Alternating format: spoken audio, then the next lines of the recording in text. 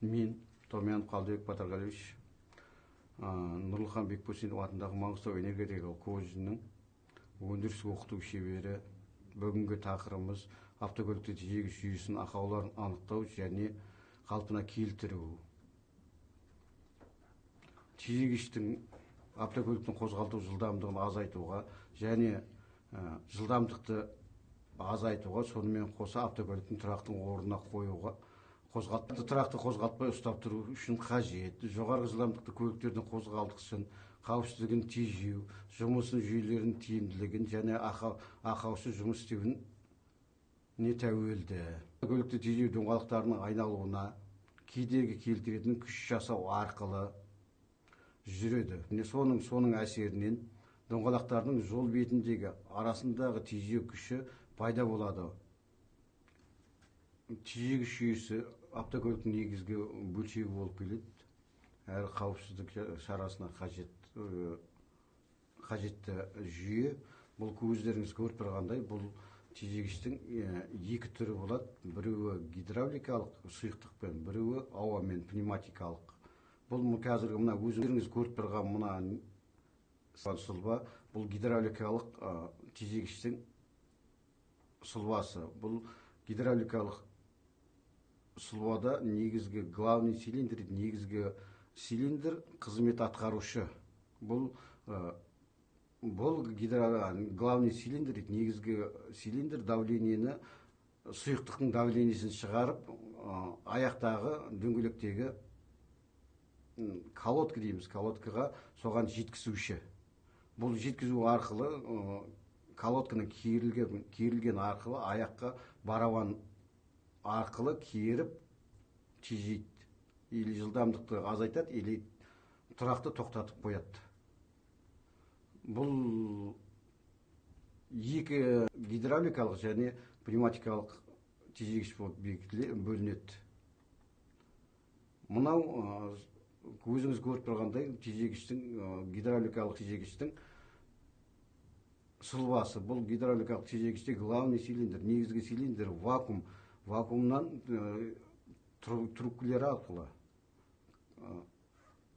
дөңгелектегі рабочий цилиндр дейді. Рабочий цилиндрге барып колодканы кереді. Кергенде барабанның ішінде кедергі үйкеліс пайда болады. Үйкеліс пайда болғаннан кейін дөңгелекті тоқтатады. Оның екі түрі бар. Біреуі барабандық және дискілік деп бөлінеді. Схема мынау, біреуі алдыңғы дөңгелектікі, біреуі артқы дөңгелектікі, жетектің дөңгелектікі. Тежегіштің үш түрі болады. Бұл барабандық тежегіштердің үлкес күшінің айналасының ішкі цилиндрдің бетінде болады. Ішкепті сыртқы дискілі, айналмалы дискілердің бүйірінің бетінен пайда болады. Бұл барабандық тежегіштің механизмі: жоғарғы серппе, тежегіші цилиндр, бағыттауыш құрсау, колодка, төмендегі серппе. Бұл барабандық тежегіштің сұлбасы. Бұл тежегіші, бұл автокөлік толық қозғалыста тоқтағаннан кейін тартылып, қолмен қосылатын. Ондықтан бұны қол тежегіш деп айтылады. Бұның қол тежегіштің мақсаты келіп тұрған автокөліктің орын тұрақта тұрғанда қозғалмай тұруына қамтамасыз ету үшін қолданылады. Тежегіш жетекші доңғалақтардың оң немесе сол жағындағы жартылай оське әсер етеді. Сөйтіп, орналасқаны жақындағында жетекші доңғалақтардың тежейді. Қажет болған жағдайда бұларды жұмыстық және тұру тежегіші ретінде қолданылады. Бұл гидравликалық тежеуіш механизмі. Гидравликалық жетек жүйесіне басқа тежеуіш цилиндрлері мен доңғалақтардың цилиндрдің араласында тежеуіштің гидровакуумдық күшейткіш қосылған. Двигательдің түтік өткізгіштері сорғылау нәтижесінде пайда болған сиретілу вакуум автомобильді тежеуіштің басқаруына жөнелтіледі. Суреттегідер көрсетілгенде гидравликалық тежегіш тексеру және қызмет көрсету. Бірінші мақсатымыз негізгі цилиндрдің тауып, екінші, оның ішіндегі бетіндегі қақпағын ашып, үшінші, сұйықтығын тексеріп, төртінші, сол жерде орналасқан өзінің деңгейін өлшейтін сызықты табуымыз керек. Пневматикалық жидектегі тежегіш механизмдері бұл көбіне көп бір жүк көліктерінде пайдаланылады. Бұл бейнеде доңғалақтың тежегіштері көрсетілген. Бұл суретте көрсетілген жаңағы жоғарыда айтылып кеткендей компрессор.